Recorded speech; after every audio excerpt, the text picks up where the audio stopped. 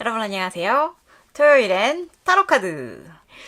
오늘은 메이저 카드 중에서 7번 카드인 The Chariot 전차 카드에 대해서 알아보도록 하겠습니다.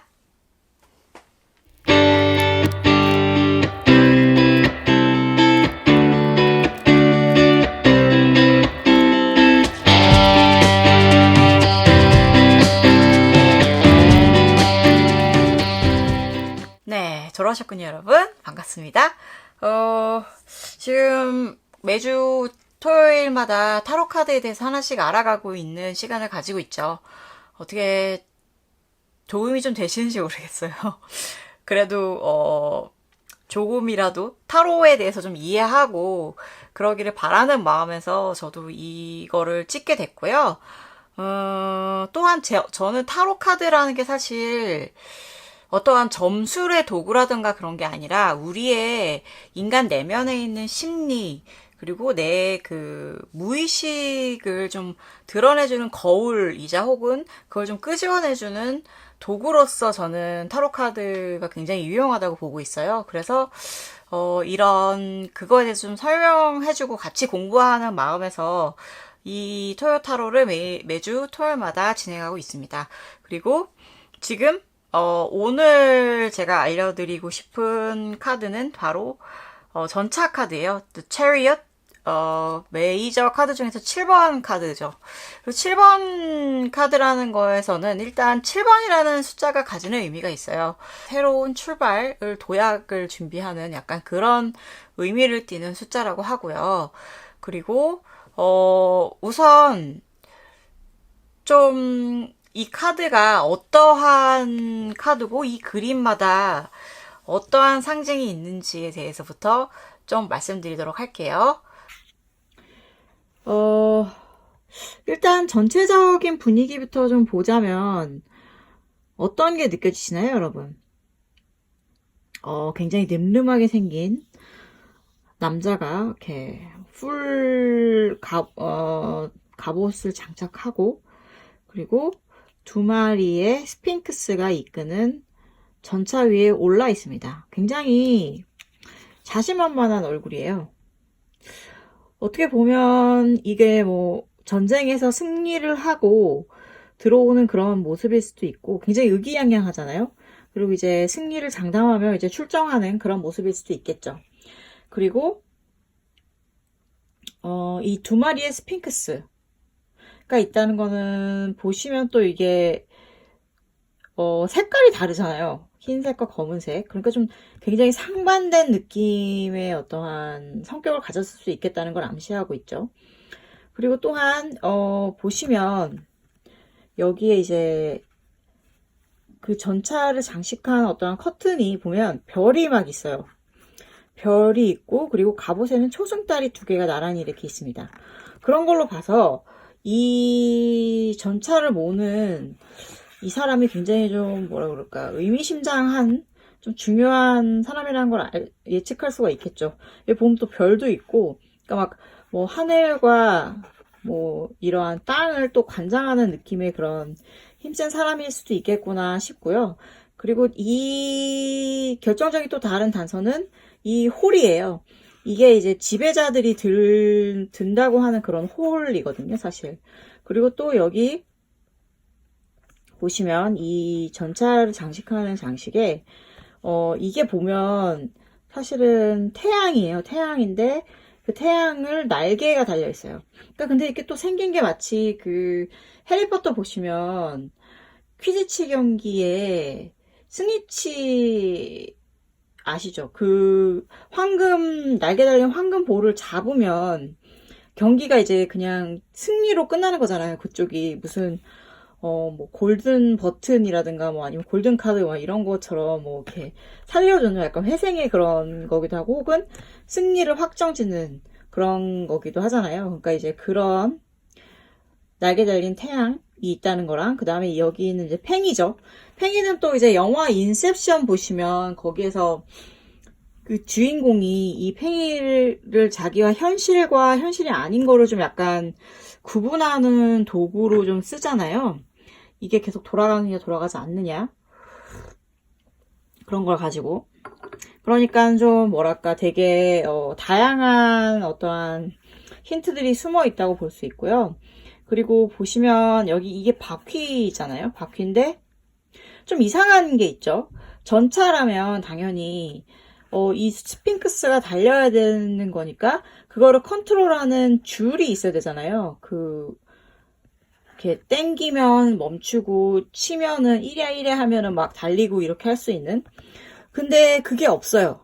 그러니까 그게 또 무슨 뜻이냐면 이 사람은 이 스핑크스들을 어떠한 보이지 않는 힘, 뭐 스타워즈에서 말하는 포스겠죠. 그런 포스로 다스려갖고 이 전차를 움직이는 그러한 존재라는 뜻이에요. 그러니까 되게 좀 신성한 존재이고요. 그리스 로마 신화에서 봤을 때는 전쟁의 신, 호전적이라고 굉장히 알려진 전쟁의 신으로 전쟁의 신 아레스와 연관이 지어질 수 있어요. 아레스와 로마 이름은 마르스죠. 마르스. 쉽게 말씀드려서 이 사람은 전쟁의 신이자 혹은 또 우리가 보는 그 스타워즈 영화 보면 왜 그 제다이들이 다크 사이드와 뭐 아닌 사이드가 있잖아요. 그렇게 해서 이제 그 어두운 힘을 사용하기도 하고 혹은 밝은 힘을 사용하기도 하는데 약간 그러한 그게 좀 약간 그런 신성한 느낌의 그러니까 다 이제 우리들이 일반인들이 생각할 수 없는 어떤 힘을 가진 존재라는 거를 예측을 할 수 있어요. 무엇보다 가장 이제 신기한 건 보시면 다시 한번 말씀드리지만 이 남자에게 그 스핑크스, 즉 달리게 하는 매개체와 아까 그 동력과의 어떠한 연결고리가 없이 그 연결은 이 사람의 정신으로 컨트롤이 된다는 게 가장 어떠한 특이점이라고 볼 수 있어요. 그러니까 그야말로 force, 힘을 이용하는 거죠. 보이지 않는 힘을 이용을 하는 거라서 되게 신적인 존재라고 해도 정말 과언이 아닌 셈이에요. 이 전차를 보시면 굉장히 막 기둥 4개 막 달려있고 여기 막 돌처럼 생기기도 했고 여기 바퀴도 되게 두껍고 큰 게 굉장히 무거울 것 같은데 그거를 움직이는 어떠한 동력 자체가 스핑크스라는 것도 굉장히 특이한 점이고요. 이 카드가 의미하는 바가 그래서 어떤 게 있냐면 굉장히 강한 파워가 있다는 뜻인 거예요. 쉽게 얘기하면. 그래서 강한 파워가 있어서 이 전차를 끌고 나가서 전쟁을 승리로 이끌어낼 그런 만한 자질이 있는 사람이라는 어떠한 그러한 힘을 갖추었다는 거죠. 바탕에 갖추었는데 하나의 이제 문제가 있다면 타로 카드는 언제나 양적인 면과 음적인 면을 같이 갖고 있잖아요. 그렇게 힘을 갖고 있는 사람이기 때문에 또한 전쟁을 망칠 수가 있어요. 왜냐면 힘 조절을 못하게 되면 그 힘을 너무 과하게 하게 되면 당연히 전쟁을 망치게 되죠. 예를 들어서 이 스핑크스 둘 다 흑과 백 다른 성향의 스핑크스이기 때문에 각자 이 전차를 움직이게 할 수 있는 힘이라든가 나아가고자 하는 방향이 다를 수 있어요. 그거를 컨트롤을 잘 해야 되는 사람이 이 사람인 거고 정말 잠깐이라도 한눈을 팔게 되면 이 전차는 제대로 달리지 못하고 쓰러지게 되겠죠. 그러면 정말 싸워보지도 못한 채 지게 될 수도 있는 게 이 사람의 이 가지는 전쟁이 가지는 운명이에요. 이 사람이 출전해야 되는. 그러니까 이 사람은 항상 이 스핑크스들이 제대로 자기가 원하는 대로 움직이고 있는가 이런 거 신경을 써야 되는 거고 혹은 지금 내가 행사하는 힘이 너무 과하지가 않은가. 그러니까 예를 들어서 이 사람이 전쟁에서 승리를 했어요. 승리를 해서 포로들을 막 잡았다고 치세요. 잡았다고 치면 그 포로들을 너무 힘이 세가지고 가혹하게 뭐 다 죽여버린다던가 뭐 그런 식으로 다루게 되면 이 사람은 결코 좋은 지도자가 될 수는 없을 거예요. 왜냐면 다른 그러한 원성을 사겠죠. 뭐, 어떻게든 또 그런 입장에서는 생존자들도 있기 마련이잖아요. 그러니까 그 생존자들이 굉장히 이 사람을 원망할 거예요. 그러니까 결국에는 지배해서 전쟁을 통해서 지배하고 승리해서 군림할 수 있지만, 좋은 왕이 될 수는 없는 거죠. 혹은 좋은 장군이 될 수는 없는 약간 굉장히 세심한 주의가 필요한 사람이라는 게 바로 이 사람이 어떠한 갖고 있는 숙명이라고 볼 수 있어요. 그리고 제가 이제 아까도 말씀드렸지만 이게 그 퀴디치 경기, 해리포터에 나오는 퀴디치 경기에서 이게 스니치라고 해서 한 번 딱 잡으면 뭐 지고 있던 이기고 있던 그런 거랑 상관없이 그 게임에서 승리하는 그러한 거랑 되게 닮았다고 그랬잖아요. 그러니까는 제가 느끼기에는 이 카드에도 나는 불사조다. 내가 지고 있는 전쟁이라 할지라도 나는 어떠한 한 방의 뭐 전략과 나의 힘으로 이걸 이길 수 있다라고 생각할 정도로 굉장히 자신만만한 인물인 것 같아요. 그래서 이 이제 카드가 리딩에 나오게 되면, 그런 경우가 많아요. 그러니까, 내가 이 일에 대해서 컨트롤을 하면서 자신만만하게 이걸 잘 해낼 힘이 있다. 이러한 느낌일 때가 많고요. 그리고, 예를 들어서, 사랑이라고 하면 좀 되게 웃기게 표현이 되면, 좀 약간 양다리를 걸치는 카드로 해석이 되는 경우도 많이 봤거든요, 저는. 그래서 좀, 왜냐면 여기 이제 두 스핑크스가 좀 따로 있잖아요. 그리고 여기 이렇게 한 사람이 있는 거고. 다른 거는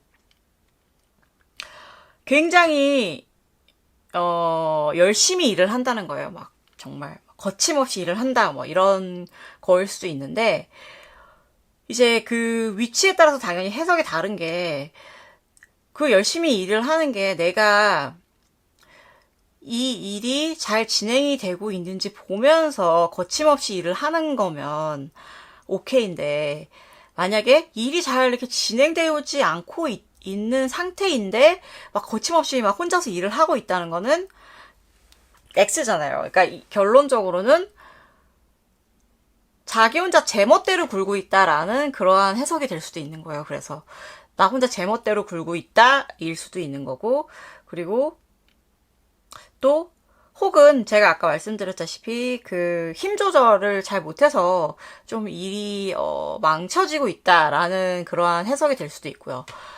그러니까 좋게 해석을 하면 이 모든 것을 다 컨트롤하면서 내가 잘 하고 있고 나는 이 전쟁에서 승리할 힘을 갖고 있는 그러한 파워풀한 존재다라는 거를 입증하는 그런 게 되기도 하지만, 반대로 내가 너무 제멋대로 굴고 힘 조절에 실패해서 망할 수도 있다. 망하는 길로 달려가고 있다라는 그러한 뜻이 될 수도 있는 게 바로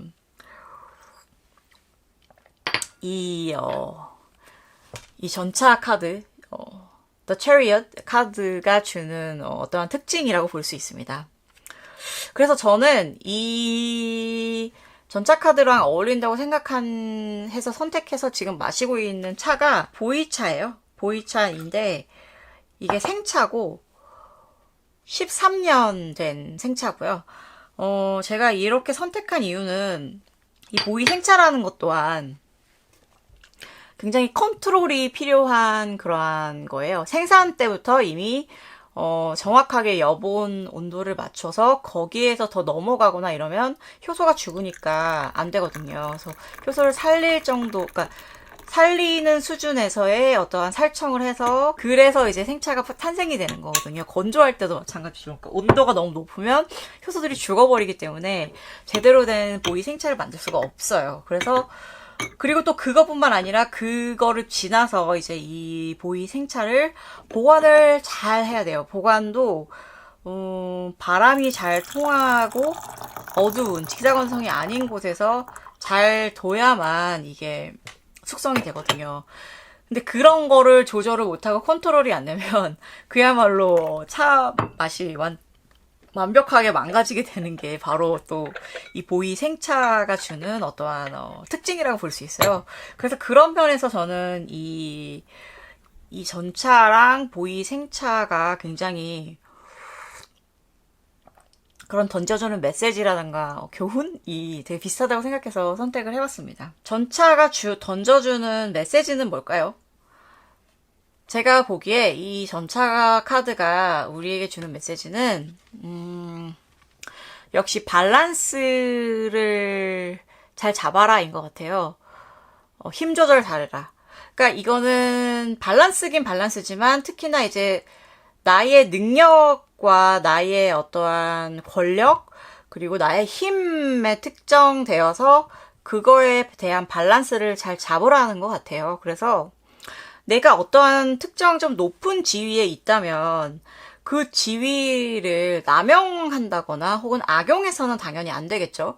그거를 적절하게 적재적시에 잘 활용을 해야만 나는 훌륭한 그 위치에 있는 훌륭한 어떠한 존재로 인정을 받는 것일 테고, 그리고 뭐 진짜 막말로 연인이라고 해도 왜 항상 그 관계라는 거에 있어서는 좀 뭔가 더 힘이 센 사람이 있고 약한 사람이 있고 그런 게 있기 마련이잖아요. 그러니까 뭐 물론 당연히 동등한 관계로 둘이 같이 맺어졌다 하더라도 어떠한 상황에 있어서는 누가 좀 더 잘 안다던가 혹은 좀 덜 안다던가 뭐 다른 상황에서는 또 반대의 사람이 더 잘 알고 또 이 사람 모르고 이럴 수도 있는데 그런 거를 이끌어 나감에 있어서 힘 조절을 잘 해야만 상대방이 감정이 상하지 않고 그 어떠한 이 사람이 제안하는 어떠한 그런 방법에 따라서 잘 따라갈 수 있게 하는 그러한 길이 되는 거잖아요. 그렇기 때문에